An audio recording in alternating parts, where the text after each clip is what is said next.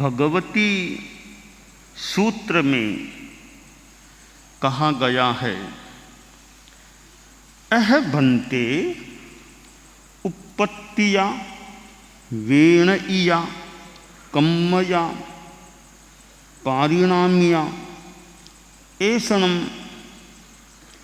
कतिवन्ना जाव कतिभाषा पन्नत्ता गोयमा अवन्ना अगंधा अरसा अफासा पन्नत्ता। जीव और पुद्गल का एक संबंध होता है।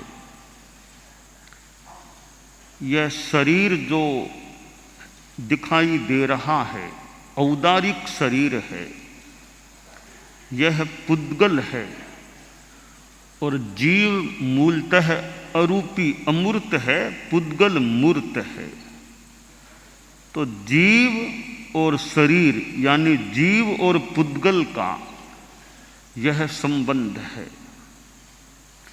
स्थूल शरीर तो हमें फिर भी यूं दिखाई देता है, इसके साथ जो जीव का संबंध है वह थोड़ा दूर का संबंध है, ऐसा लगता है। इससे भी ज्यादा निकट का संबंध जीव का तेजस शरीर के साथ है और उससे भी ज्यादा निकट का संबंध संभवतः कार्मण शरीर के साथ होता है। सामान्यतया हर मनुष्य के पास कम से कम 3 शरीर होते हैं, औदारिक शरीर, तेजस शरीर और कार्मण शरीर। ऐसा कोई भी मनुष्य नहीं होता, चाहे बच्चा हो या वृद्ध, जवान हो या कुछ भी, ये तीनों शरीर हर मनुष्य के साथ होते हैं। हर साधु के भी ये 3 शरीर हैं, कम से कम हर साध्वी में भी है, हर व्यक्ति हर मनुष्य में है, हर महिला में है, हर पुरुष में है। ये तीनों शरीर तो होते ही हैं। इनके सिवाय 2 शरीर और जो हैं वैक्रिय और आहारक। वैक्रिय शरीर है वह देवों और नैरिकों में तो होता ही है, क्योंकि देवों और नैरिकों में ये औदारिक शरीर नहीं होता। हमारे जैसे हाड़ मांस रक्त का यह शरीर है, वह शरीर देवों के नहीं होता, नरक के नैरिकों के भी नहीं होता। हमारे जैसे औदारिक शरीर है, स्थूल शरीर, वैसे देवों और नैरिकों में वैक्रिय शरीर होता है, जिससे विक्रिया भी होती है, वैक्रिय शरीर है। और वे देव नारक शरीर को छोटा बड़ा ऐसा भी कुछ कर लेते हैं, तो वह वैक्रिय शरीर है। यह वैक्रिय शरीर देवों और नैरिकों के तो होता ही है। कोई कोई मनुष्य भी और कोई कोई तिर्यंच गति वाला भी वैक्रिय शरीर का प्रयोग कर सकता है, पर वो एक कभी कभी कोई होने वाला। मूलतः जो मनुष्यों में शरीर हैं वे 3 हैं, औदारिक, तेजस और कार्मण। तेजस और कार्मण ये 2 शरीर तो एक सिद्धों को छोड़ दें, बाकी संसारी जीवों में ये 2 शरीर तो अंतराल गति में भी साथ रहते हैं। एक आदमी प्राणी अगले जन्म में जाता है तो हम कहते हैं कि आगे साथ क्या जाएगा, यहीं रह जाएगा, आगे कुछ साथ नहीं जाएगा। कुछ साथ नहीं जाएगा यह एक सापेक्ष वचन है। कुछ साथ क्यों नहीं जाएगा? तेजस शरीर संसारी अवस्था में साथ जाता है, कार्मण शरीर भी साथ जाता है। ये 2 शरीर जीव के इतने सहचर हैं कि मित्र से भी ज़्यादा साथ रहने वाले ये दो शरीर हैं जो एक जीवन के बाद भी साथ जाते हैं। जो अगली गति में जाने के बीच का जो मार्ग यानी अंतराल का समय है, उस समय भी साथ रहते हैं। तेजस और कार्मण, आज से अनंत काल पहले भी हमारे साथ ये दो शरीर थे।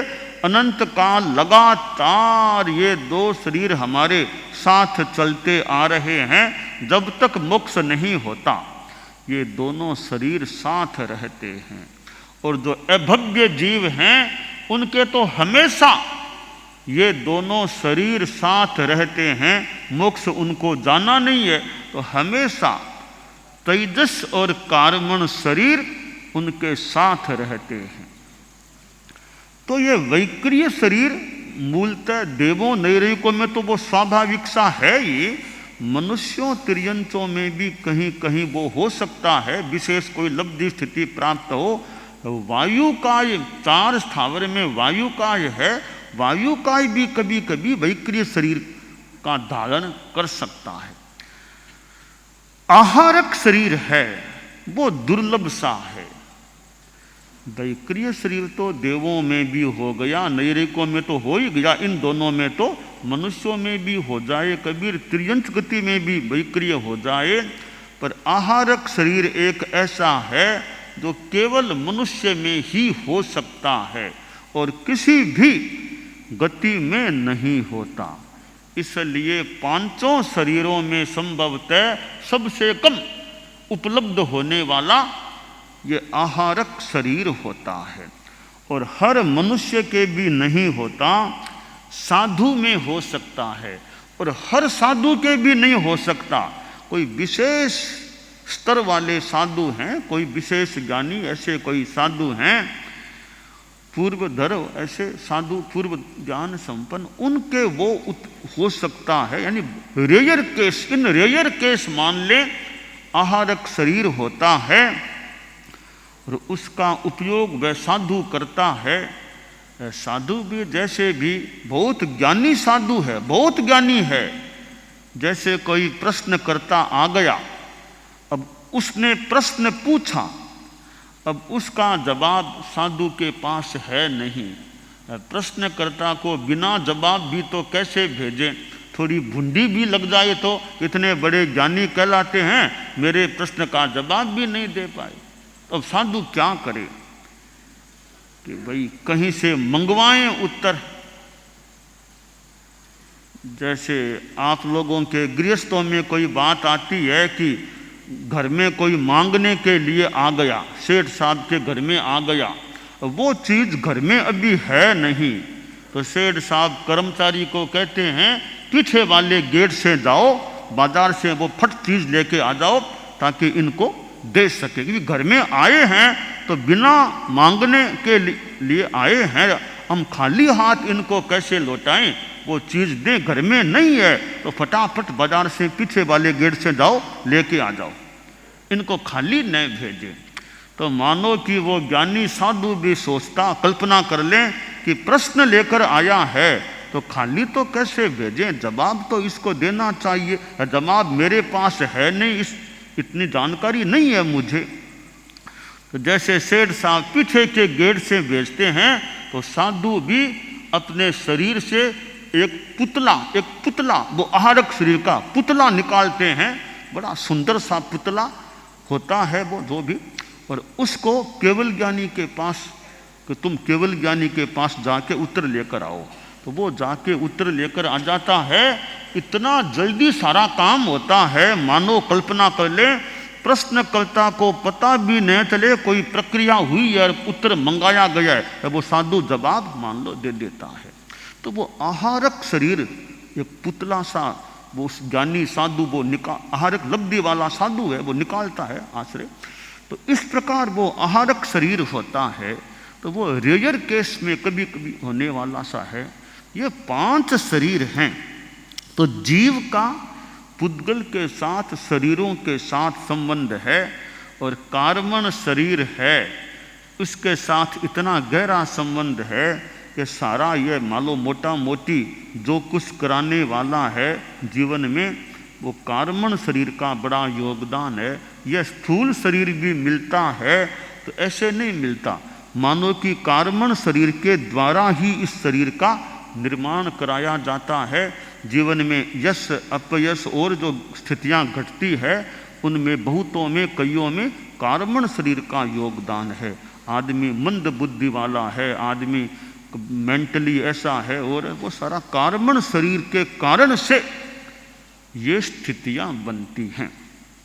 तो जीव और पुद्गल का संबंध है, पुद्गल है तो वर्ण गंध रस स्पर्श भी होते हैं। गौतम स्वामी ने यहाँ प्रश्न पूछा है, जो बताया गया है प्रश्न कि भगवन्ते औत्पत्ति की, वैनयिकी, कार्मिकी और पारिणामिकी ये कितने वर्ण यावत कितने स्पर्श वाली प्रज्ञप्त हैं। ये बुद्धियां होती हैं। औत्पत्ति की बुद्धि है, वैनयिकी, कार्मिकी, कर्मजा, पारिणामिकी। तो बुद्धियां ये जो चार हैं, इनमें कितने वर्ण, कितने गंध, कितने रस, कितने स्पर्श। तो उत्तर दिया गया ये अवर्ण हैं, अगंध हैं, अरस हैं, अस्पर्श हैं। ये बुद्धियां हैं, इनमें कोई रंग वर्ण नहीं होता, गंध नहीं होती, रस नहीं होता, स्पर्श नहीं होता। जबकि यह गुस्सा, लोभ, इनके लिए, माया के लिए कहा गया कि 5 वर्ण है, 2 गंध ऐसा है, 5 रस है, 4 स्पर्श है। बुद्धि में कोई वर्ण नहीं, गंध नहीं, रस नहीं, स्पर्श नहीं। क्यों नहीं है इसका कारण मैं बताना चाहता हूं कि वर्ण गंध जहाँ कर्म है, कार्मण शरीर है, वो मूर्त है। तो ये जो माया है, एक लोभ है, उनको पैदा करने वाला जो कर्म शरीर है उसमें वर्ण गंध रस स्पर्श होते हैं। पर जहाँ जो चीज कर्म के अभाव से मिलती है उसमें वर्ण गंध रस स्पर्श नहीं होता, क्योंकि वहाँ तो कर्म का अभाव है। कर्म का भाव हो तो वर्ण गंध रस स्पर्श मान सकते हैं। कर्म का अभाव है, जो चेतना की स्थिति है उसमें वर्ण गंध रस स्पर्श नहीं होते। तो बुद्धि है वो तो कर्म के क्षयोपशम से मिलने वाली चीज है। जहाँ क्षयोपशम से मिलने वाली जो चीज होती है उसमें क्षयोपशम निष्पन्न जो चीज है उसमें कोई वर्ण गंध रस स्पर्श नहीं होते। तो ये ज्ञानावरणीय कर्म का उदय सघन होता है तो आदमी के पास ज्ञान की मंदता हो जाती है, समझ शक्ति की तीव्रता नहीं, स्मरण शक्ति बढ़िया न हो, स्मरण समझ ये चीजें मंदता में चली जाती हैं। और ज्ञानावरणीय कर्म का क्षयोपशम अच्छा होता है तो आदमी बहुत ज्ञानी बन सकता है, बहुत ज्ञान सम, अनेक विषयों का ज्ञान हो सकता है, बात को बहुत जल्दी पकड़ लेता है और स्मृति शक्ति भी बहुत अच्छी है। कितने श्लोक याद हो जाते हैं और कब के याद किए हुए श्लोक हैं 35 साल 40 साल बाद भी याद है। अरे हाँ वो श्लोक है, वो श्लोक है, वो श्लोक है, ये श्लोक उस ग्रंथ का होना चाहिए, वहाँ होना चाहिए। कोई पूछे ये बात मैं कहाँ खोजूं, कभी यह बात भगवती सूत्र में खोजो, अंदाज उस शतक में देख लो, यह बात उस आगम में देखो, यह बात उस ग्रंथ में देखो। इसका मतलब उनको अभी भी स्मृति है कि मैंने कितने वर्षों पहले वे ग्रंथ मेरे पढ़े हुए हैं, तो यह श्लोक यह बात उस ग्रंथ में मिल सकती है, तुम उस ग्रंथ को देख लो। तो यह स्मरण है। और कई बार तो वो श्लोक भी याद है कि क्या श्लोक है, किस ग्रंथ का है। तो ज्ञानावरणीय कर्म हल्का होता है तो ज्ञान की निर्मलता होती है। और कई बार वो आदमी को इंट्यूशन पावर कह दें, कुछ गहरी जानकारी कि यह काम ऐसा होना चाहिए, अब भविष्य में यह होना चाहिए, यह काम शुरू हो जाना चाहिए, ये कई प्रेरणाएं स्फुरणाएं होती हैं। हो सकता है वो ज्ञानावरणीय क्रम का विशेष क्षयोपशम होने से कई बार वो प्रज्ञा, अंतः प्रज्ञा, इंट्यूशन, वो स्थितियां भी पैदा हो सकती हैं। इसलिए वो ज्ञानावरणीय क्रम का जितना क्षयोपशम होता है, चेतना की निर्मलता भी होती है, लेस्या शुद्ध होती है, तो संभव है, अनुमान है कि कुछ भीतरी ज्ञान, विशेष ज्ञान की भी प्राप्ति हो सकती है। वो यह कई बार पिछला जन्म दिखने लग जाता है। यह भी ज्ञानावरणीय क्रम का एक मति ज्ञान का प्रकार है कि जाति स्मृति ज्ञान, पिछले जन्म का ज्ञान हो जाता है और वर्तमान में अब यह काम होना चाहिए, ऐसी भीतर से कोई प्रेरणा स्फुरना होती है कि यह काम हो जाना चाहिए, तो यह ज्ञानावरणीय क्रम है। वो अनेक रूपों में उसका क्षयोपशम हो सकता है। अब कब की बात, 60 वर्ष 70 साल पहले की बात है, घटना वो भी याद है कि उस समय ऐसे हुआ था। तो यह ज्ञानावरणीय क्रम का अलग अलग प्रकार का क्षयोपशम हो सकता है। अब कईयों के याद करने की इतनी क्षमता, एक दिन में 40, 45, 50 श्लोक याद कर ले, तो उनकी विशेष वो क्षयोपशम की क्षमता है, इतना जल्दी याद कर लेते हैं। आपके बच्चों में, विद्यार्थियों में कई बड़े इंटेलिजेंट, बड़े बहुत अच्छे नंबर लेने वाले आते हैं, बहुत वो अपने विद्यालय में, महाविद्यालय में बहुत उच्च स्तर के अंक प्राप्त करके आते हैं। तो ये कई ज्ञानावरणीय क्रम का अलग अलग प्रकार का क्षयोपशम होता है, उससे प्रतिभा में निखार आया हुआ होता है और एक विद्यार्थी बच्चा भी ज्ञान में बहुत आगे बढ़ सकता है। तो यह गौतम, यह जो प्रकरण चल रहा है भगवती सूत्र में, जो ये वर्ण गंध रस स्पर्श की बात आ रही है, तो जहाँ कार्मण शरीर का संबंध है वहाँ तो वर्ण गंध रस स्पर्श है, जहाँ कार्मण शरीर का अभाव होने की बात है वहाँ अवर्ण अगंध अरस स्पर्श की बात हो जाती है। तो ये बुद्धि है, वो कर्म के अभाव से होने वाली स्थिति है। कर्म के जितना जितना अभाव है उतनी उतनी वो बुद्धि की प्रखरता की स्थिति प्राप्त हो सकती है। अब कोई आदमी औत्पत्ति की बुद्धि वाला, बस वो ऐसी बुद्धि है कि बात को भांप लिया, तत्काल जवाब दे देता है कि ये इसके मन की बात ये होनी चाहिए, तो औत्पत्ति की बुद्धि है। आचार्य भिक्षु के लिए भी कहा जाता है उत्पात या औत्पत्ति की बुद्धि उनमें थी। तो कई कई मनुष्यों में ये औत्पत्ति की बुद्धि की विद्यमानता हो सकती है और कोई कोई जैसे व्यक्ति काम करते करते निपुण बन जाता है। कुमार का बेटा वो देखते देखते करते करते अच्छा घड़ा बर्तन बनाने वाला कोई बन सकता है। कई जगह ये रास्ते में, बाजार में मिट्टी के बर्तन वगैरह रखे हुए मिलते हैं। वो यानी वो काम करते करते उनके घरों के बच्चे कोई पढ़े लिखे ज़्यादा नहीं है, उस कार्य में वे निपुण हो सकते हैं। वो काम बाप को देखा, दादा को देखा करते करते वे भी अच्छे शिल्पकार, कार्यकारी बन सकते। तो कर्म करते करते वो बुद्धि, वो दक्षता भी आ सकती है। विनय से भी गुरु की सेवा करे, गुरु का विनय रखे, तो विनय भाव रखने वाला है, उसमें भी कोई पता नहीं किस रूप में कोई बुद्धि का और का विकास हो जाए, ज्ञान का। गुरु शुश्रूषा, गुरु का विनय, वो करते करते भी ज्ञान का विकास हो जाए।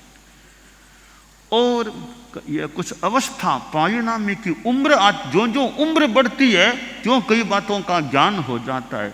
बच्चे को जो ज्ञान नहीं है, अब जो जो उम्र बढ़ी बढ़ते बढ़ते कई अनुभव, कई जानकारियाँ उसमें अवस्था वृद्धि के साथ साथ हो सकती हैं। तो यूँ ये बुद्धि के 4 प्रकार बताए गए हैं। अब महत्वपूर्ण बात हमारे लिए यह है कि जिनके पास ये बुद्धि है, बड़ी होशियारी है, दक्षता है, अब उस बुद्धि का हमें उपयोग बढ़िया करना चाहिए। बुद्धि का गलत कार्यों में उपयोग नहीं करना चाहिए। हमें यह बुद्धि मिली, जिनको मिली है, भाई हमारे कोई कर्म प्रकृति के विलय से स्थूल भाषा में गॉड गिफ्ट के रूप में कोई अच्छी बुद्धि मिली है, तो बुद्धि का बढ़िया उपयोग करें। गलत कार्यों में, किसी का बुरा करने में, अहित करने में बुद्धि का उपयोग नहीं करना चाहिए।